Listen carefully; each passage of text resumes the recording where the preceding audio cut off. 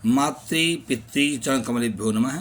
श्री गुरु चरण कमलेभ्यो नमः। सभी सज्जनों को मेरा यथा योग्य अभिवादन। आज मैं विष्णुदत्त गौड़ आपको नूतन संवत्सर विक्रमी संवत 2081 के बारे में सामान्य सा फल बताना चाहूँगा। विस्तार से लिखा है पंचांगकारों ने, लेकिन विस्तार से बताने में वीडियो बहुत लंबी हो जाती है, सुनने वाले भी उसमें ज़्यादा रुचि नहीं लेते हैं। इसलिए मैं सारांश रूप में संक्षिप्त फलादेश इस संवत्सर का बताना चाहूँगा। इस संवत्सर के प्रारंभ में, जो कि 9 अप्रैल 2024 को मंगलवार के दिन प्रारंभ हो रहा है, सृष्टि को बने हुए बीत गए साल जो हैं वे 1,95,58,85,125 वर्ष बीते हुए वर्ष हैं, जिनमें जो वर्तमान का युग है उसका संपूर्ण समय 4,32,000 वर्ष है, जिसमें से 5,125 वर्ष बीत चुके हैं और 4,26,875 वर्ष अभी बीतने कलयुग के बाकी हैं, शेष हैं। इस संवत्सर का नाम क्या हो, इस बारे में विद्वानों में मतभेद हैं। अलग अलग पंचांगकार अलग अलग नाम बताते हैं। मैं इसमें किसी की आलोचना नहीं करूंगा। अपने जगह पर सब ठीक ही हैं, क्योंकि संवत्सर का नाम देखने के तरीके दो होते हैं। दोनों तरीक़ों से अलग अलग नाम आ रहा है।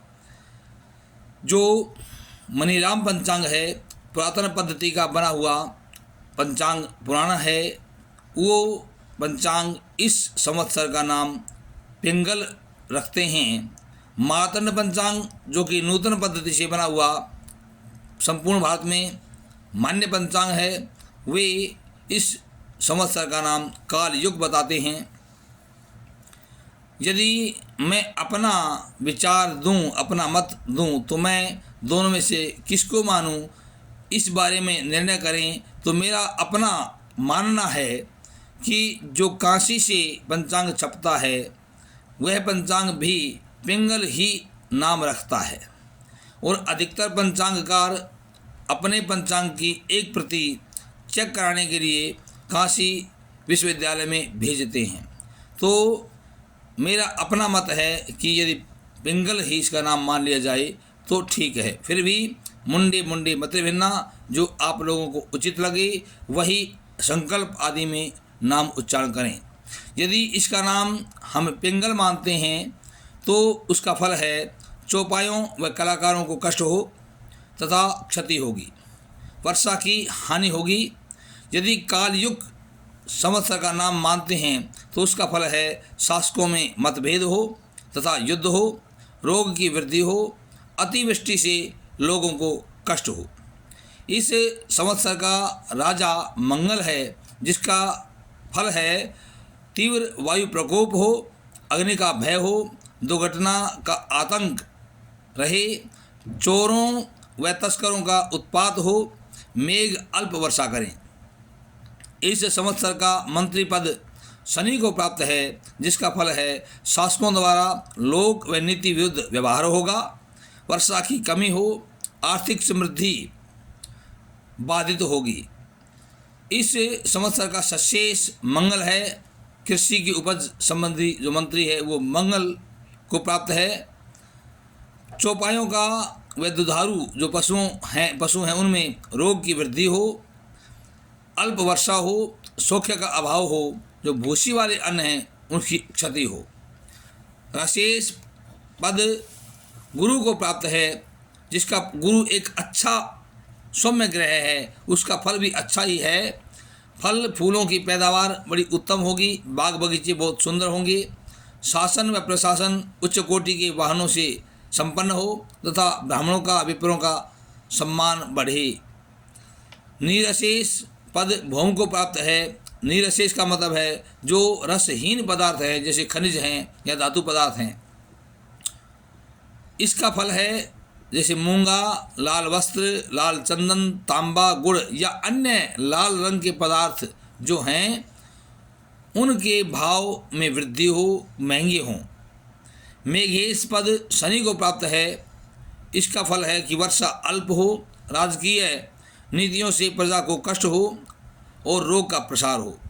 धान्येश का पद सोम को प्राप्त है, चंद्रमा को प्राप्त है, जो खाद्य पदार्थ हैं उनका मंत्री चंद्रमा है। चंद्रमा भी एक अच्छा सौम्य ग्रह है, तो इसका फल भी अच्छा है।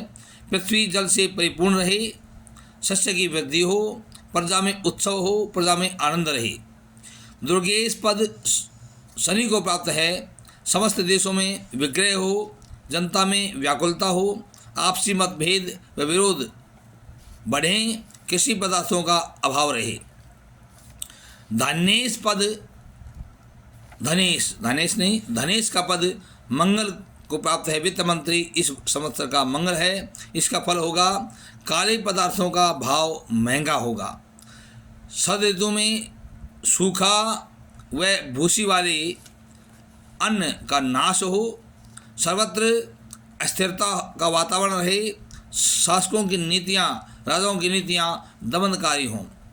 फलेश का स्थान शुक्र को प्राप्त है, अर्थात फल जो हैं वे बहुत बढ़िया रहेंगे। सब्जी, फल, उद्यान, बाग, पेड़ों पर बहुत सुंदर सुंदर बढ़िया बढ़िया अधिक मात्रा में फूल लगेंगे, फल लगेंगे। शासक लोकप्रिय रहें, लोग नीति व धर्म के अनुकूल आचरण करें, ऐसा फल शुक्र का रहेगा। रोहिणी का वास पर्वत के श्रृंग पर है, श्रृंग का मतलब होता है चोटी। इसका फल है कि वर्षा अल्प हो, कम हो, थोड़ी हो। संवत्सर का निवास कुम्हार के घर में है, जिसका फल है कि वर्षा मध्यम होगी। और समय का जो वाहन है वह नौका है, नाव है, जिसका फल है जनता में भ्रम रहे, चौपायों को पीड़ा हो तथा संपूर्ण धरा फल से रहित रहे। इस संवत्सर में 4 ग्रहण भूमंडल पर होंगे, जिनमें से 2 ग्रहण सूर्य के और 2 ग्रहण चंद्रमा के होंगे। लेकिन भारत में इनमें से एक भी ग्रहण दिखाई नहीं देगा। मतलब ये है कि 9 अप्रैल 2024 से लेकर के 29 मार्च 2025 तक ये संवत्सर रहेगा। इस बीच में भारत में कोई भी सूर्य या चंद्रमा का ग्रहण नहीं होगा। इस बारे में विशेष रूप से अलग से वीडियो यथा समय बनाएंगे। अभी इतना ही बताना काफ़ी है कि एक भी ग्रहण भारत में दिखाई नहीं देगा, और जब दिखाई नहीं देगा तो उसका कोई कुप्रभाव या सुप्रभाव यहाँ नहीं होगा। इस संवत्सर में 2 सोमवती अमावस्याएँ आएंगी। मंगलवार को की चतुर्थी, मंगलवार की भौम चतुर्थी 1 होगी। रविवार की सप्तमी, जिनको भानु सप्तमी कहते हैं, वो 2 आएंगी। बुधाष्टमी 3 होंगी, रवि की दशमी 3 होंगी। पूरे संवत्सर में मुहूर्तों की संख्या 390 है और समय दिन अर्थात टोटल संवत्सर में 355 दिन होंगे। पूरे संवत्सर में 16 तिथियां क्षय होंगी और 11 तिथि वृद्धि होंगी। वर्षा विश्वा 5 है। एक और विशेष बात है, इस संवत्सर में एक महाकुंभ आएगा जो प्रयागराज में मनाया जाएगा माघ बदी अमावस्या को।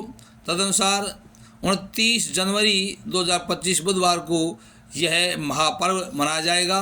और बाकी इसके बारे में शाही स्नान कब होगा, किस टाइम होगा, क्या क्या नियम पालन करने चाहिए, ये सारी बातें तात्कालिक समय में अलग से वीडियो बनाएंगे, उसमें बताएंगे। अब के लिए इतना ही काफ़ी कि एक महाकुंभ का पर्व जो कि 29 जनवरी 2025 को बुधवार के दिन मनाया जाएगा और यह प्रयागराज में होगा।